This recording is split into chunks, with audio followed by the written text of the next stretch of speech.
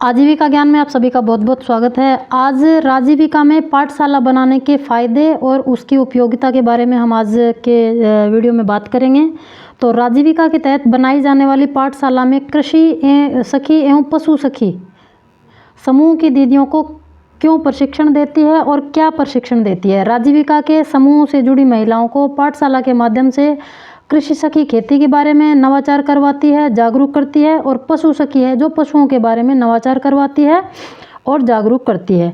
Detail में जानने के लिए पूरा वीडियो देखिए, चैनल को सब्सक्राइब भी कर लीजिएगा अगर नहीं किया है तो आज के बारे में हम एक ही वीडियो में कई सारी चीज़ें डिस्कस करेंगे। कृषि सखी पशु सखी किस तरह से पाठशाला में आपको ट्रेनिंग देगी और पशु सखी और कृषि सखियों को किस तरह से काम करना उचित रहेगा और कैसे वो अपने इस नौकरी का फ़ायदा महिलाओं को दे सकती है और किस तरह से अपने आप का फ़ायदा भी वो कर सकती है। ये सेल्फ हेल्प ग्रुप में जुड़ने के बाद महिलाओं को नौकरी मिलती है पशु सखी और कृषि सखी। डिटेल में दोनों को वीडियो अलग अलग बना रखे हैं।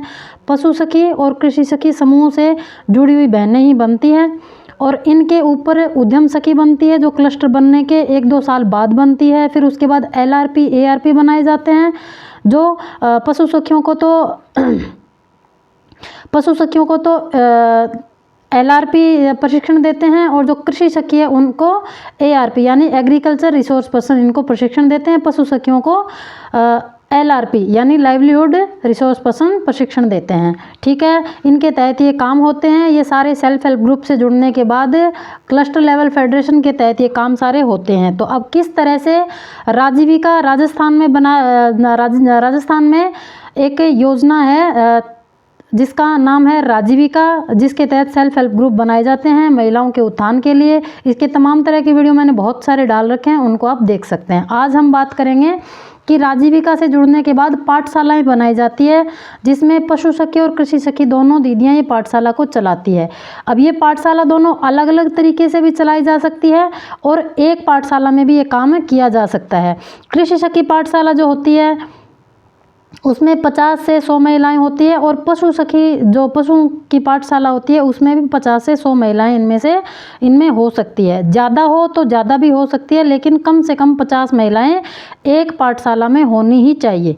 अगर दोनों को मिलाकर महिलाएं चलाना चाहिए, क्योंकि वही दीदियां तो पशुपालन करती है और वही दीदियां कृषि का कार्य करती है, तो दोनों एक ही तरह की चीज़ें हैं, तो एक पाठशाला में भी काम हो सकता है। वैसे तो कृषि पाठशाला अलग चलनी चाहिए और पशु पाठशाला अलग चलनी चाहिए।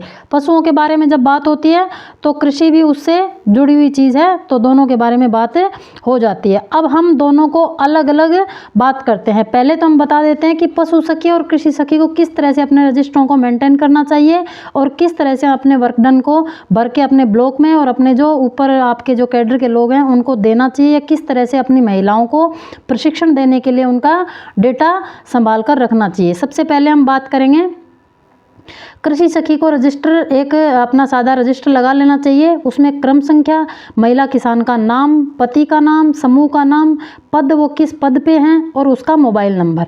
ठीक है, इसी तरह से पशु सखी को भी एक रजिस्टर अपना लगा लेना चाहिए। खाली अगर आपको राजीविका की तरफ से मिलता है तो बहुत अच्छी बात, अगर नहीं भी मिलता है तो इस तरह से एक रजिस्टर लगा लीजिएगा। उसमें आप सबसे पहला जो पेज होगा उसमें क्रम संख्या लगाइए, महिला किसान का नाम लिखिए, जो भी आपके पशु सखी पाठशाला में जुड़ी हुई बहनें उनका नाम लिखिए, फिर उनके पति का नाम लिखिए दूसरे कॉलम में, फिर आगे समूह का किस समूह के सदस्य हैं वो समूह का नाम लिखिए। उसके बाद उनका क्या पद है समूह में, यानी वो समूह में अध्यक्ष हैं, सचिव हैं, कोषाध्यक्ष हैं, बीके हैं, या फिर जिस पद पे वो अपने समूह में काम करती हैं उस पद का उनका नाम लिखिए। समूह का लिखना है, ऐसा नहीं कि ग्राम संगठन CLF में वो क्या है, सिर्फ समूह में वो क्या चीज़ देखती है उसके बारे में यहाँ पर आपको पद के बारे में लिखना है। ठीक है, फिर उस दीदी का मोबाइल नंबर लिखना है। ये सारी चीज़ें क्यों करनी है, ताकि आपके ब्लॉक से, डिस्ट्रिक्ट से या फिर आपके जो कैडर के लोग हैं आपको जब आपकी पाठशाला संभालने, जांचने, परखने आए तो आपको भी, पशु सखियों को और कृषि सखियों को भी दिक्कत नहीं हो,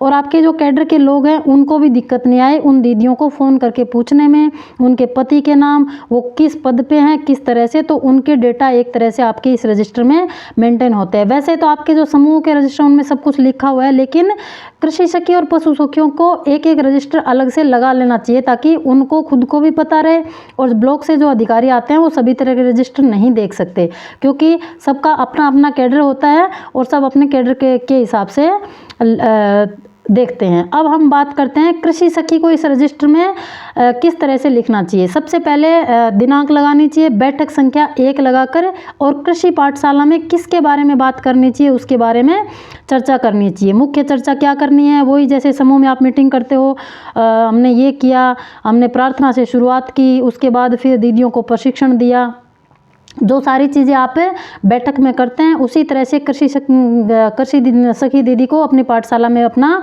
परिचय बताना चाहिए, और पाठशाला से जुड़ी हुई सभी बहनों का भी परिचय लेना चाहिए। उसके बाद ही मीटिंग की शुरुआत है, यानी बैठक की, पाठशाला की शुरुआत करनी चाहिए।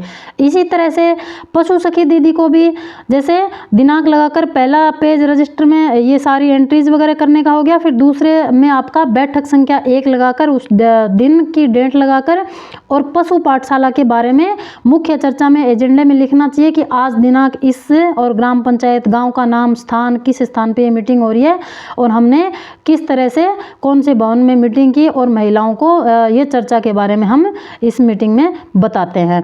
ठीक है, इसको डिटेल में भी मैं आपको बताने वाली हूँ अभी कि किस तरह से क्या मीटिंग में क्या क्या होता है। ठीक है, चलो देखते हैं। सबसे पहले कृषि सखी के बारे में बात कर लेते हैं कि आपको कृषि सखी किन किन मुद्दों पर मीटिंग में बताने वाली है। कृषि सखी आपको पोषण वाटिका पर चर्चा करके बताएंगी। डिटेल में ये वीडियो मैं आपको अलग से बना दूंगी, बाकी मैंने वीडियो बनाकर आपको बता भी रखा है कि पशु सखी के क्या काम होते हैं और कृषि सखी के क्या काम होते हैं, और पशु सखी कृषि सखी कैसे बने, इसके भी वीडियो मैंने अलग अलग चैनल पर बनाकर डाल रखे हैं, उनको आप देख सकते हैं। ठीक है, अब जो कृषि सखी है वो आपको पोषण वाटिका पर चर्चा करेगी, बीज शोधन पर चर्चा करके बताएगी, बोरी बगीचा क्या होता है, किचन गार्डन क्या होता है, इसके बारे में बताएगी। हर महिला को किचन गार्डन लगाना चाहिए इस तरह से। जैविक खाद पर चर्चा इस पाठशाला में होती है। नाडेप खाद बनाने हेतु चर्चा होगी, जैविक दवा बनाने हेतु चर्चा होगी, फसल का रख रखाव किस तरह से करना है इस पे चर्चा होगी। श्री विधि से फसल उगाने पर चर्चा, श्री विधि क्या है इसके बारे में वो बताएगी कि किस तरह से फसल उगानी चाहिए। फसल बीमा पर बातचीत करेगी कि फसल अगर आपकी ख़राब हो जाती है, बारिश नहीं होती है, या फिर किसी भी तरह से सर्दी में आपकी फसल ख़राब हो जाती है तो उस पर बातचीत करेगी। फसल में कीटनाशक छिड़काव हेतु चर्चा करेगी। ड्रोन के उपयोग के बारे में बताएगी, आजकल ये ड्रोन का बहुत ज़्यादा उपयोग हो रहा है खेती में, तो इसके बारे में भी आपको बताएगी। अब ड्रोन के भी अलग वीडियो मैंने डाल रखे हैं कि ड्रोन दीदी कैसे बनती है, ड्रोन दीदी क्या होती है, ड्रोन कैसे होते हैं, किस तरह से काम करते हैं, तो उसको आप देख सकते हैं। नए व पुराने महिला किसान पर चर्चा करेगी, यानी जो नए कितने सदस्य जुड़े हैं और पुराने कितने महिला किसान इसमें समूह में जुड़े हुए हैं पाठशाला के तहत, तो उनके बारे में वो इस दिन में चर्चा करेगी। प्राकृतिक खेती ज़्यादा से ज़्यादा करने पर चर्चा करेगी। आजकल वैसे नए नए नवाचार खेतियों में हो रहे हैं, तो पाठशाला के माध्यम से आपको जो कृषि सखी है वो आपको इन सारी चीज़ों के बारे में बताएगी। माह में कृषि सखी और पशु सखी द्वारा महिला किसानों को कराए कार्यों पर चर्चा करेंगी। पाठशाला की बैठकों पर चर्चा करेंगी। पाठशाला में कितनी बैठक हो गई, किस किस बैठक में किस दीदी को क्या समझाया बताया, इसके बारे में चर्चा करेंगी। ठीक है, उसके बाद फिर आपका अन्य किसी भी प्रकार की दिक्कत पर चर्चा, यानी पाठशाला बनने के बाद महिलाओं को किस तरह से दिक्कत हो रही है कृषि में, और क्या आपको समझ नहीं आया, इसके बारे में सभी तरह की चर्चा आपकी कृषि सखी दीदी आपको अपनी बैठक में बताएंगी, समझाएंगी। तो आपको पाठशाला में आना बहुत ज़रूरी है, और पाठशाला में जाएंगे तो वो प्रशिक्षण लेकर आती हैं, जो कृषि सखियाँ हैं, पशु सखियाँ हैं, जो कृषि सखी प्रशिक्षण लेकर आई है वो चीज़ें आपको बताएंगी। आप इम्प्लीमेंट करेंगे तो खेतीबाड़ी में आप नवाचार कर पाएंगे। ठीक है, अब इसके बाद पशु सखी क्या चर्चा करेगी, आपको पशु सखी क्या समझाएंगे बताएंगे, इसके बारे में हम थोड़ा देख लेते हैं। टीकाकरण पर चर्चा करेंगे कि पशुओं को किस समय पे किस तरह से टीके लगाए जाने चाहिए, किस तरह से किस बीमारी में कौन से टीके यूज़ होते हैं। पशु बीमा पर, यानी अगर आपके पशु मर जाते हैं, बीमार हो जाते हैं, पशुओं का नुकसान हो जाता है किसी भी तरह का, पशुओं में बहुत सारे तरह के पशु होते हैं, आपकी बकरियां हैं, आपकी मुर्गियां हैं, आपके सूअर हैं, और आपके ये गाय भैंस भेड़ें, बहुत सारे तरह के पशु होते हैं। तो आपके बहुत सारा नुकसान हो जाता है और आपको बीमा नहीं मिल पाता। तो इसके बारे में भी आपको पशु सखी बताएंगी।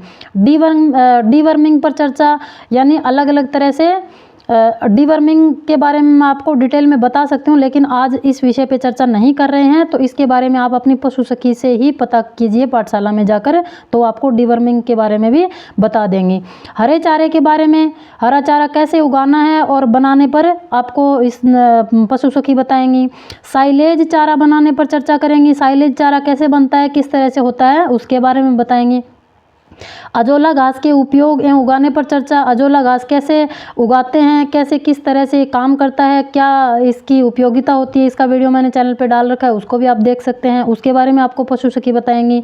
भूसा चारा बनाने पर चर्चा करेंगी। हर्बल उपचार पर, यानी अगर पशुओं के कोई खाज, खुजली, खोरे, फुंसियाँ या फिर दाग जो किसी भी तरह की अगर बीमारी हो जाती है तो उसमें हर्बल उपचार क्या किए जा सकते हैं, उसके बारे में आपको पशु सखी इस पाठशाला में बताएंगी। और पशु लोन या गोपालन क्रेडिट कार्ड पर चर्चा करके बताएंगे। अगर आपके पशुओं पर लोन करवाना है आपको, जैसे आपको पशु लेना है, क्योंकि आजकल पशु लेना ही बहुत अपने आप में बहुत भारी काम हो गया है। गायें आपको कम से कम 50,000, 70,000, 80,000 रुपये में, भैंसें भी 1 लाख 1.5 लाख में मिलती है। तो आसानी से पशु भी नहीं ले सकते हैं। तो आप लोन करवा के किस तरह से पशु ले सकते हैं। और राजीविका में गोपालन क्रेडिट कार्ड योजना भी चल रही है, तो उसके बारे में भी आपको पशु सखी बताएंगे किस तरह से आप गोपालन क्रेडिट कार्ड बनवा सकते हैं और इसके तहत आप अपना पशु खरीद सकती हैं। फिर पशुओं की नस्लों पर चर्चा करेंगे। पशुओं की किस किस तरह की नस्ल होती है और कौन सी नस्ल आपको खरीदनी चाहिए, कौन सी नस्ल के पशु अच्छे होते हैं, कौन सी नस्ल के पशुओं को दूध ज़्यादा होता है, किस में कमाई ज़्यादा होती है। तो इसके बारे में भी आपको पशु सखी उस पाठशाला में बताएंगे। पशु बाड़ा एवं रख रखाव पर चर्चा, यानी पशुओं का बाड़ा कैसा होना चाहिए, उसमें किस तरह से वातानुकूलित जगह होनी चाहिए, किस तरह से रख रखाव करना होता है पशुओं का, इन सब के बारे में भी पशु सखी आपको उस पाठशाला में चर्चा करके बताएंगे। नए व पुराने महिला किसान पशुपालकों को की समीक्षा करेंगी, यानी नए कितने जो किसान पशुपालक महिलाएं हैं वो जुड़े हैं और पुराने महिलाओं ने कितना क्या सीखा, उसके बारे में पशु सखी बताएगी। माह में पशु सखी कृषि सखी द्वारा किसान पशुपालकों के कराए कार्यों पर चर्चा करेंगी, यानी पूरे महीने में कौन से समूहों की दीदियों को पाठशाला में किस तरह से समझाया गया, किस तरह से बताया गया और किस तरह से नवाचार और नई नई चीज़ों के द्वारा दीदियों को प्रशिक्षित किया गया, इसके बारे में पूरे महीने में एनालिसिस किया जाएगा। और पहले तो क्या होता था, ये फिजिकली पेपर वर्क होता था, आजकल ये सारी चीज़ें हैं जो ऑनलाइन हो गई है। तो लोकोस ऐप पे भी ये दीदियाँ इसका डेटा भरती हैं और अभी एक राजसखी ऐप बनाया गया है राजीविका की तरफ से, राजस्थान राजीविका की तरफ से। तो उस ऐप में भी ये सारी जानकारियाँ उसमें भरनी होती है। तो आपकी एक एक चीज़ जो भी आप सीखेंगी वहाँ पे, वो सारी चीज़ें आपकी राजस्थान राज्य सरकार के पास जाएंगे और आपको आगे से आगे आपको बहुत सारे फ़ायदे इसमें मिलने वाले हैं। ये सारी चर्चा करके समूह की रेगुलर मीटिंग की तरह हस्ताक्षर करवाएं, यानी जो आप पाठशाला में जाएंगे तो जैसे आप समूह की, ग्राम संगठन की, CLF की रेगुलर मीटिंग करते हैं, उसी तरह से इसकी भी मीटिंग होती है। उसमें आपसे आपका जो रजिस्टर है पशु सखी का और कृषि सखी का, उसमें आपसे बैठक रजिस्टर में हस्ताक्षर करवाए जाएंगे।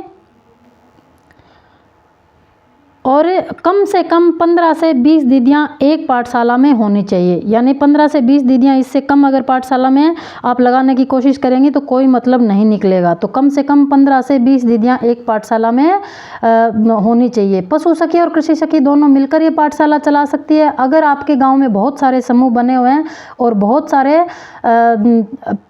पशु सखियाँ जुड़ी हुई है और बहुत सारी कृषि सखियाँ जुड़ी हुई है, तो इन पाठशाला को आप अलग अलग भी प्रशिक्षण दे सकते हैं। हस्ताक्षर करके पशु सखी या कृषि सखी अपना हस्ताक्षर करेंगी। अगर उद्यम सखी मीटिंग में उपस्थित हुई हैं तो उनसे भी हस्ताक्षर करवा के सील लगवाएं। और अगर आपके उद्यम सखी नहीं है, आपके क्लस्टर में अगर ARP LRP हैं तो उनसे मोहर लगवाकर हस्ताक्षर करवाएं। इस तरह से पाठशाला आप चलाते जाएं। आपको यकीन मानिए राज्य सरकार से, भारत सरकार से बहुत सारे फायदे मिलने वाले हैं समूह की पाठशाला से। तो इस तरह से आप अपनी पाठशाला को चला सकते हैं। महिलाओं के उत्थान के लिए सारे काम हैं किए जा रहे हैं। वीडियो पसंद आई हो तो लाइक करें और चैनल को सब्सक्राइब अभी तक नहीं किया है तो ज़रूर से करें। वीडियो अगर पसंद आई हो तो दूसरी बहनों तक को भी शेयर करें। और अगर आपको किसी भी तरह की इसमें दिक्कत है, कुछ भी पूछना हो तो आप कमेंट बॉक्स में मुझसे कमेंट करके पूछ सकते हैं। वीडियो को लास्ट तक देखने के लिए सभी का बहुत बहुत धन्यवाद। भारत माता की जय।